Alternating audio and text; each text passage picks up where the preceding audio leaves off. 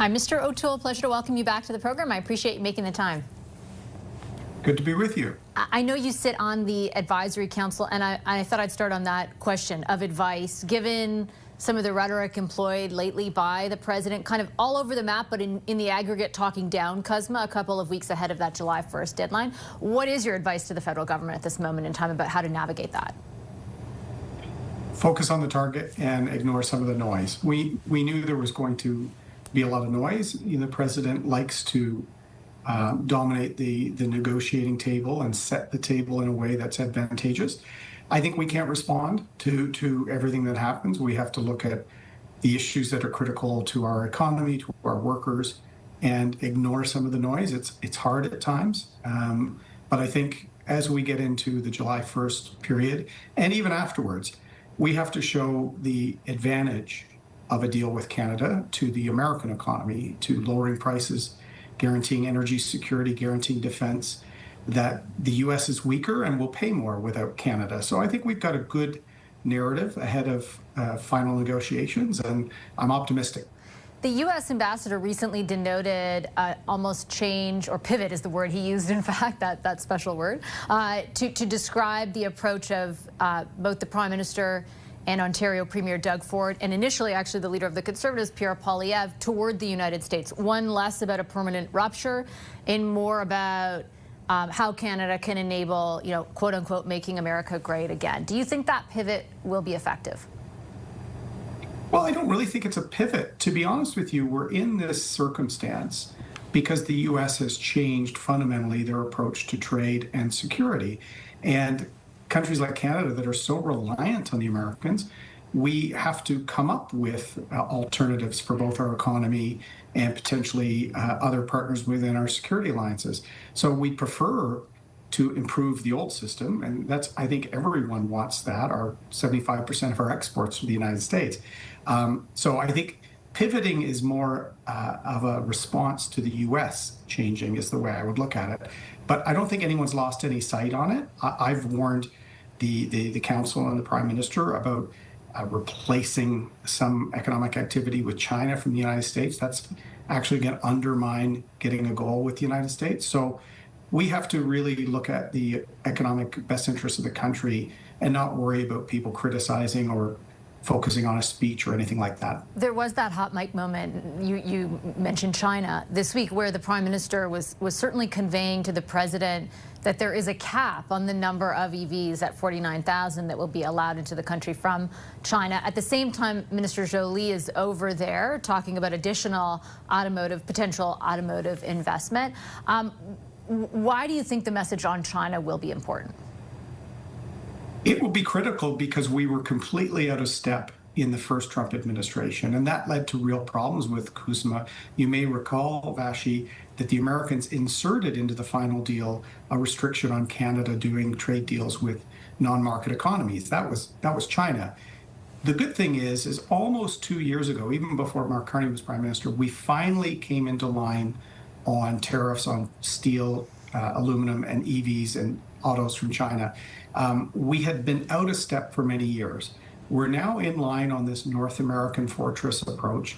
So the Prime Minister has to be very careful about making the same mistakes from the first administration and pivoting too much to a China relationship. So it's tough. China is critical for our agricultural exports, particularly for Western Canada. At a time, there's a lot of angst in Western Canada. So I do think they're trying to play the fine line, but a lot of us on the committee have cautioned the government with respect to how our moves on China will impact negotiations with the Americans.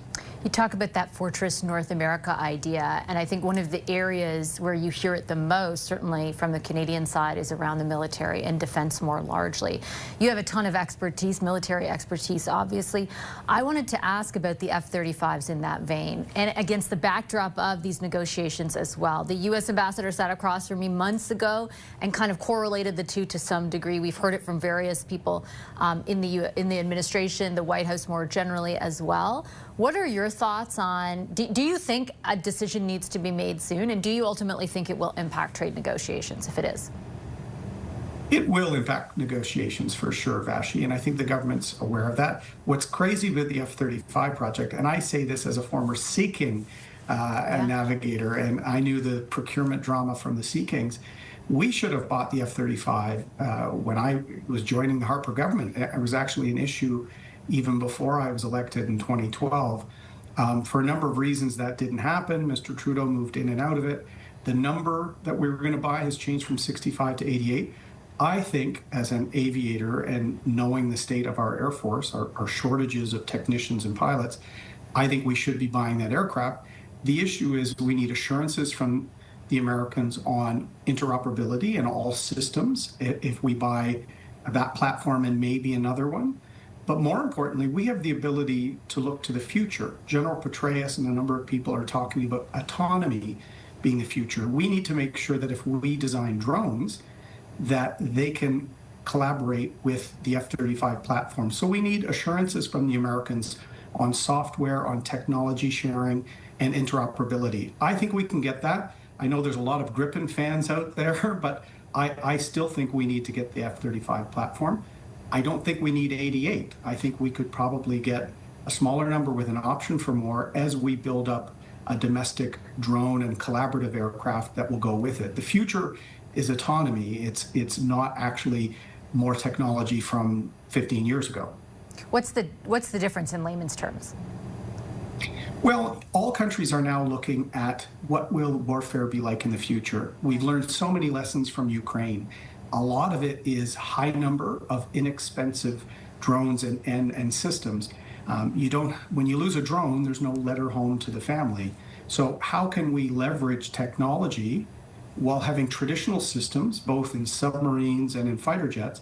But I'm advocating for buying probably fewer of the traditional systems and developing this capability that Canadian innovators like Kraken, we've got the third or fourth largest aerospace sector in the world, we could develop this autonomous system that would go with the F-35 or go with the new submarine and actually allow us to leapfrog into the future from a position of being late to the game in both submarines and fighter jets. One quick question then on that, because and you mentioned this briefly, but the prospect of a dual fleet, so buying the F-35s and the Gripens, and even in the case of the submarines I've heard floated, buying some from South Korea and some from Germany. Like, do you have thoughts on that? We are short people in the military right now, Vashi. I was fortunate to be in Hamilton this week for the change of command in the Navy. There's a new commander of the Navy, and they're recruiting in new ways. They're starting new programs for young Canadians to try out naval service because all operational branches of the forces right now are short people.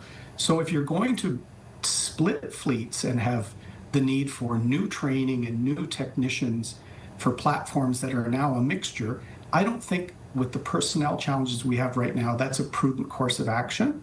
But I can advise, I can speak publicly on shows like yours. If the Prime Minister wants more advice, he's welcome to call. But I don't think the military could handle it right now, to be honest with you.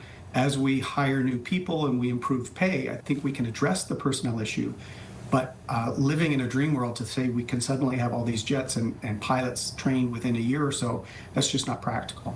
Okay, I'm going to leave it on that note. Mr. O'Toole, pleasure as always. Thanks for making the time. Thank you.